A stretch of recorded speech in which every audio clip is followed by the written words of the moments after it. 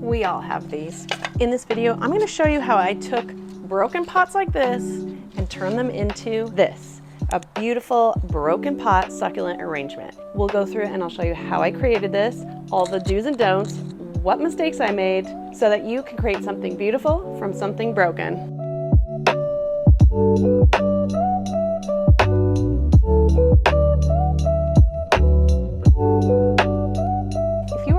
Gardener or a plant fan like me, there's a good chance you have broken terracotta pots just like this. So I wanted to take these and recycle them into a really cool planting project, and it's very easy to break terracotta pots, but they still are kind of hold their shape pretty well even with the breaks. And I've seen some really cool projects on Pinterest or on Instagram, other social media platforms that have like really cool ways to use broken planters in order to make a really beautiful succulent or fairy garden planter. So I'm gonna try that and bring you along with me. So the first thing I wanna do is give everything a really good cleanup. This has been sitting in my front yard for a long time. So we're gonna clean these up, and then from there I'm gonna figure out the shape of our planter, and then that way we can kind of decide what plants we're going to choose and what soil and how the soil is going to be placed in this broken pot garden. So let's start getting rid of some of this stuff.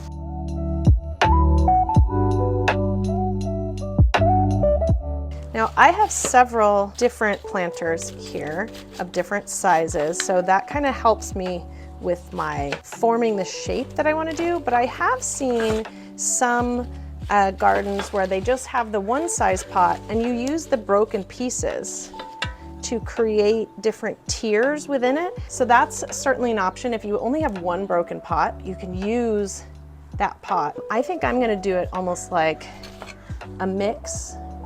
I might not even need these pieces. That could go there. I might even break this one a little more. How to break it without breaking it too much is the question. And then I have this little mini pot that would go at the top, or could also make a cute little fairy house, depending on what we want to do once we start designing it up. So I've got my pots kind of cleaned. And yeah, the next thing I'm going to do is just think about what shape I want this to end up with. Sometimes I've seen some really cool succulent planters where they just have a very small broken pot and they fill it with succulents. So that's another option we could do with this. I might break this a little bit more. I'm gonna grab a small hammer to break this a little further. Okay, like I said, I just want it a little bit more broken, so I wanna be really careful. And this is something you could do as well if you have a pot and you just wanna do this for fun. Use a hammer, but just kind of really gently. I'm wondering how to direct my break. If we do it, well, that wasn't what I'd really wanted to happen, but we'll go with it. So I think the best thing for me to do is start filling in my soil, and that way I can place my pieces where I want them, especially because they're broken. And this is also me telling you, it's okay if you have a piece that's really broken. You can use the soil to form exactly what you want to form once the soil's in there. So don't sweat it if you don't have like a perfect broken piece like this. So I am using a cactus and succulent potting soil because I know I'm going to be using cactus and succulents. I have seen people make really cool broken pot gardens with ferns and moss and other more moisture heavy plants. So you'd use a different soil if you're doing that. You'd have a potting mix that has a lot more moisture retention, especially if you're using terracotta, because terracotta is very porous. So it's great for succulents because it whisks the moisture away from plants. So if you have something like a fern or a moss, they're going to need much more constant water. You'll have to water it more often, and you'll want to use a more moisture retaining soil. But for this project, this is what we're going to use. So I've kind of filled the bottom to the level here, and then I can put this here. I might want this up a bit higher. We might use this as a tool to hold our soil in. And I may want to use some kind of adhesive to hold that together for now.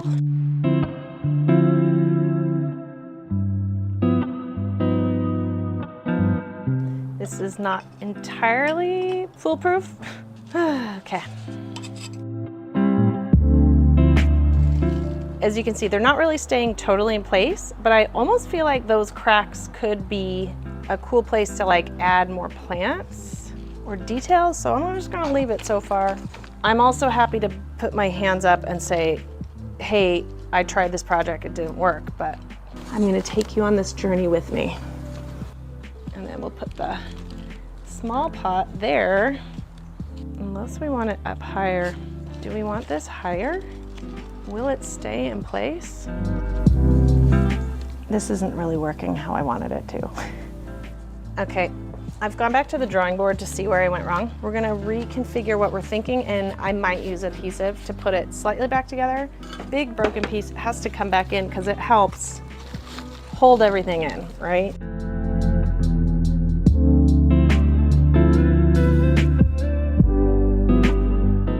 I'm gonna do some gluing. I bought this flex glue specifically for fixing broken terracotta. I know this piece goes here, we'll start with that. We'll see if this works. And the goal is also that this will be in as part of that, so it shouldn't be too important to make it like completely perfectly fixed. It'll just help it hold together for this project. I'm not gonna worry about the goop inside because that will be filled with soil. The next piece was this other small piece that just broke. And is this gonna just be a disaster video? A video of all the things that could go wrong in a DIY garden project?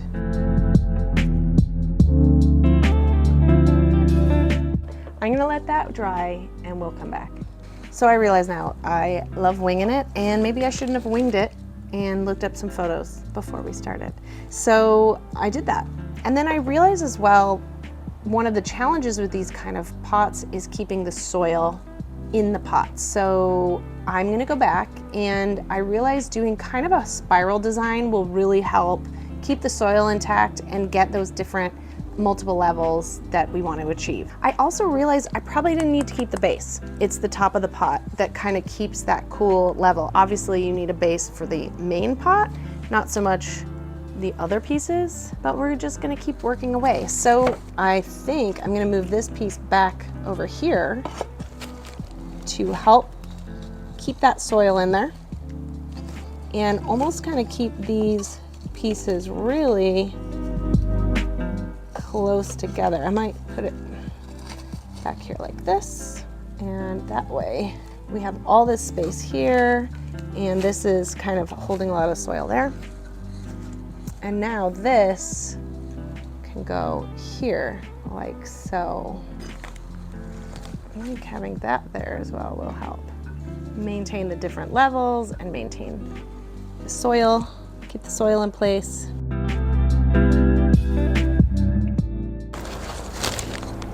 It looks awful.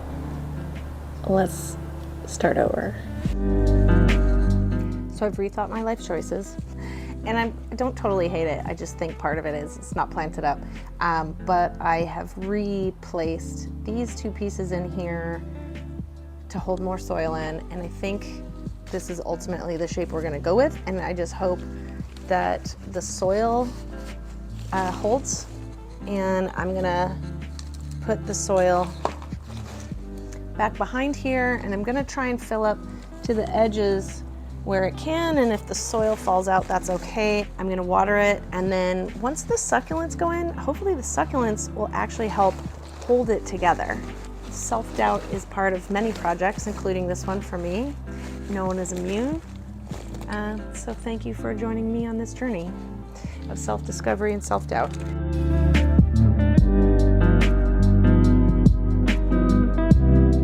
Here's what we got so far. The places I'm a little concerned about are here. It's like very sloped, as well as back here. I'm gonna try and shove some soil in there. But I think once some of the succulents go in there, it will hopefully look okay. I think we'll get there once we start planting. So as far as choosing succulents to go in my pot, this is my propagation station. It's where I start a lot of succulents, whether from leaf or little cuttings that I have found. A lot of times they turn into full plants like this. These are all little tiny babies that started from leaf cuttings, and it's also a little bit of a plant hospital. I think what will really make my pot interesting and look really cool is if I do a mix of kind of more string of type of succulents, like these string of tears. It's a type of senecio. Echeverias do a really nice job of, like, I could just pop a little cutting in there.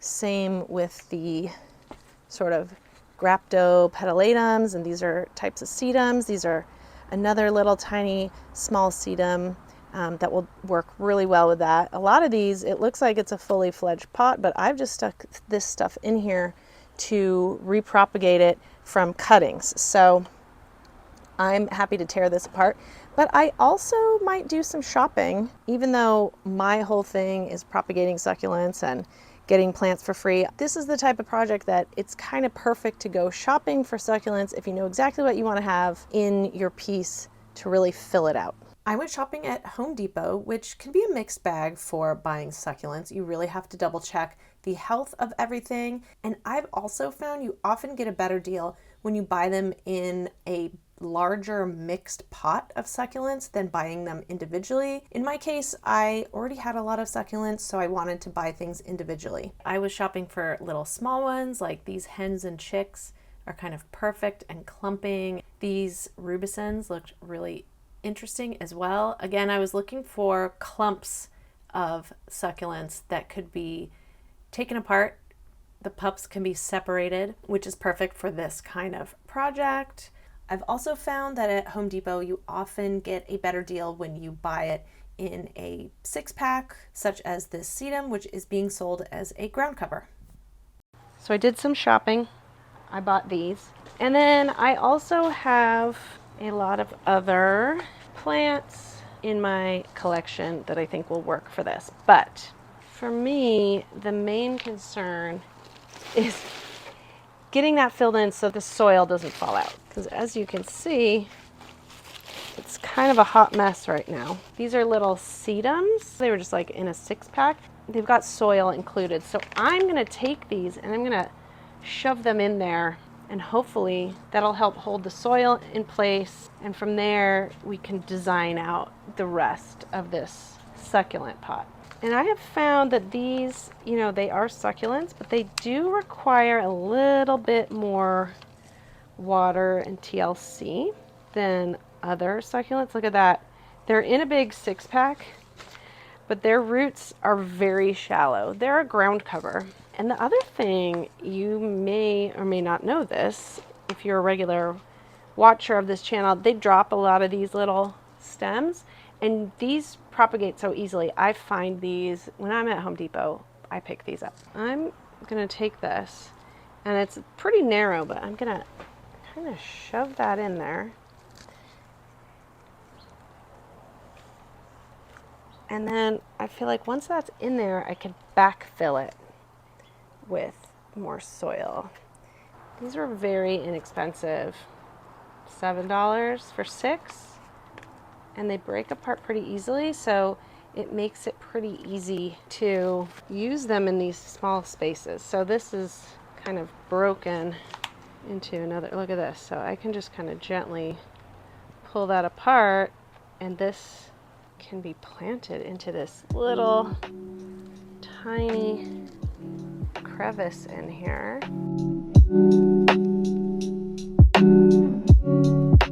And now it kind of fills in this gap pretty nicely, and we can add something else on top here. Perhaps it's time for our graptopetalatums, ghosties. These are some of the easiest plants to propagate. A lot of these I've started from just leaves. Now the thing is, I know these will all get outgrown and it will have to be reset. That's kind of normal. I'm wondering where I put this hens and chicks. So what's cool about these is they tend to create lots of little clumps together, as you can see. But this, as it is, this isn't really great. I cleaned up all these. They were kind of little like dead leaves. I'm gonna try and gently remove that by giving it a twist and hope for the best. Now, there we go. So as you can see, it even has its own little roots. I'll remove these little dead leaves under here. And now I can plant this separately to this one. This might work really perfectly. Shove those roots in. Might need to go up more there. Okay, so if I stick that there, we need to fill in here. There's like a hole. Plants don't like air on their roots, so I think what I do is I take this soil, sort of backfill it, and then stick that there. I think that's kind of cool. Do you want to make sure that there's no holes of soil? Kind of turning this around. I'm going to use this nice little spade to fill in there and also use my hands. All right, this little echeverria I think would be really nice. And along here.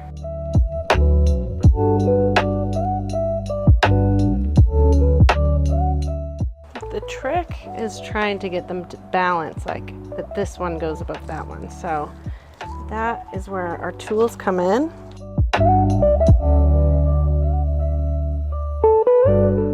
Maybe these bottom ones just have to be last as it's turning out.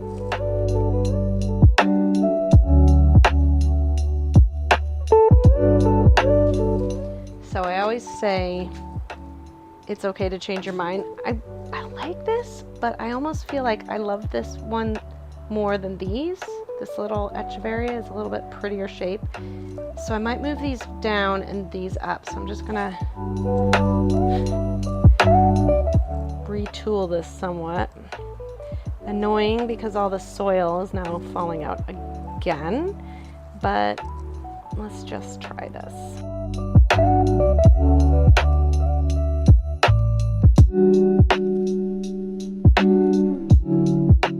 Okay, I've now found through extensive trial and error that having wet soil makes a huge difference. So it's kind of almost gluing the soil in there, and it makes it easier to place the plants where I want to place them.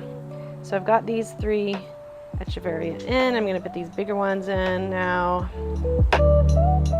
And hopefully now with this better soil, or I should say more moist soil, it will stay in. To show you kind of what I'm doing here, we've got this side here. The soil is staying because it is moist. I want to put it up a little bit higher. And to show you some more details of this, so we got those. They're not in yet. So I need to add soil all around there for those to be kind of more permanently in here. Those are the hens and chicks. And that's what we have so far. Okay, it's like mud.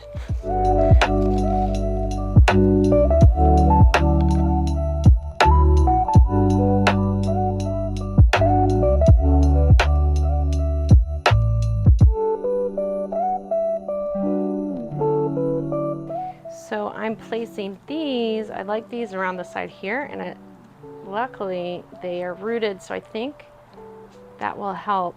If I put these in here, that will help me put my other little echeverria there.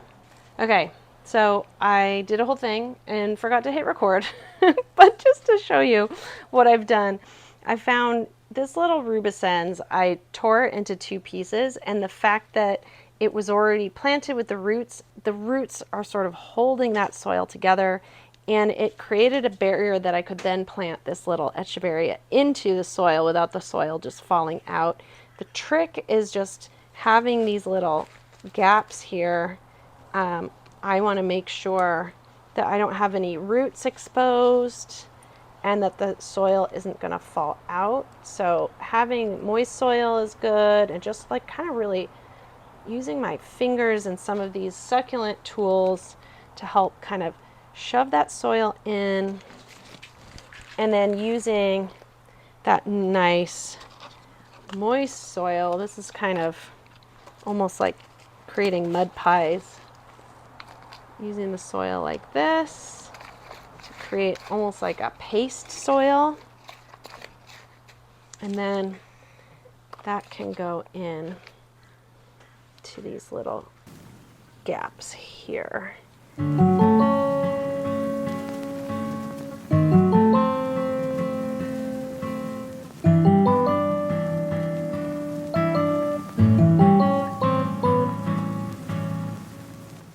Here's where we are so far, and it's a little messy. I'm going to clean it up, but we've got these kind of echeverias in the middle, these little sedums on the side, sempervivum, stone crop or hens and chicks, kind of filling in the sides here and here, and then this really cute colorful one here that has helped hold in the sides. So I did have some graptopetalatum ghosties in the bottom here, and they kept falling out. And now in hindsight, I realize as well, I'll just show you these, they tend to grow a little bit long and leggy, whereas echeverias tend to stay relatively short.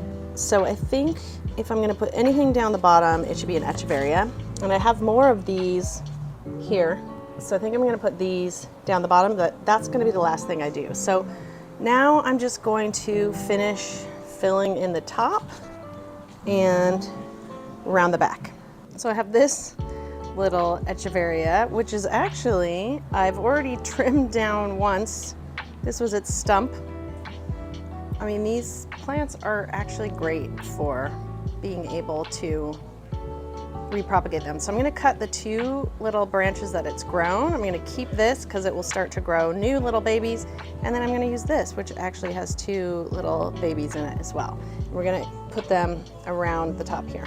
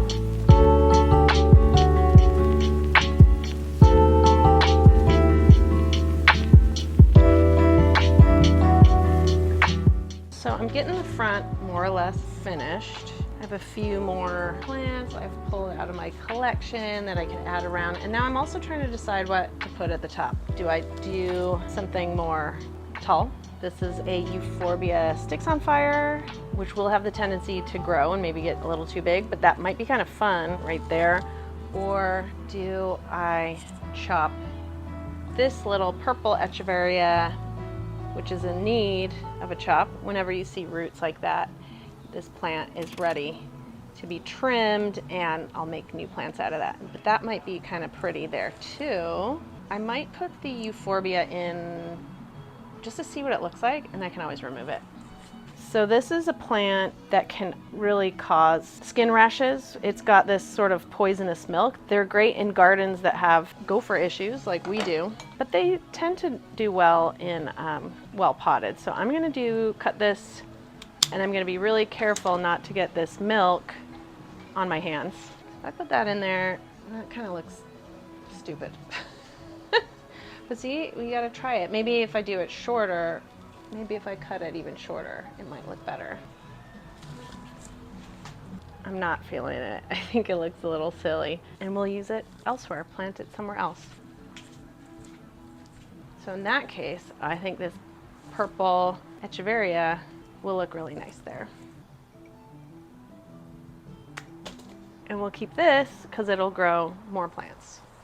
And if we keep these bottom leaves, they will also grow new plants. And keep that one there. I'm liking that one much better. So we still have a lot of our sedum left, and we have our ghosties as well. So let's just finish the back now. And then I have these are little copper tone sedum.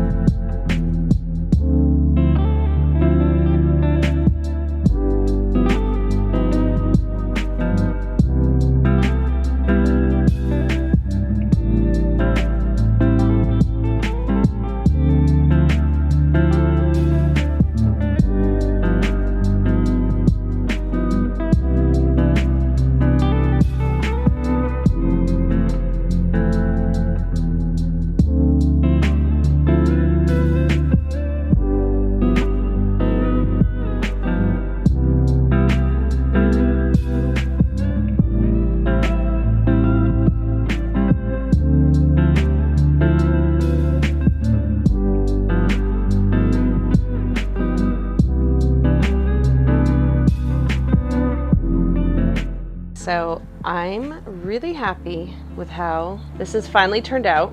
We got there in the end. It has been a learning process for all of us. I really love this echeverria that we put at the top. It's kind of the crowning glory.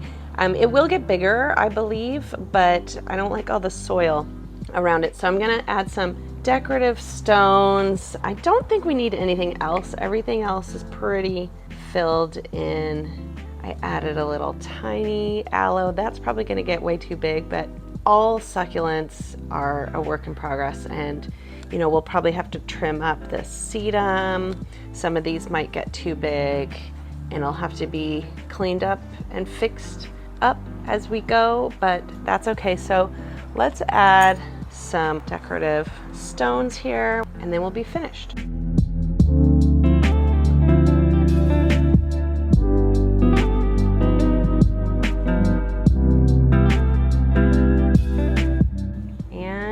Is complete. So I've added my little decorative pebbles just at the top. I've added lots of varieties of succulents that will grow and change and need to be updated, but for now it's looking really beautiful. Some, like these hens and chicks, will hopefully fill in, but overall I'm really happy with how this broken pot succulent turned out.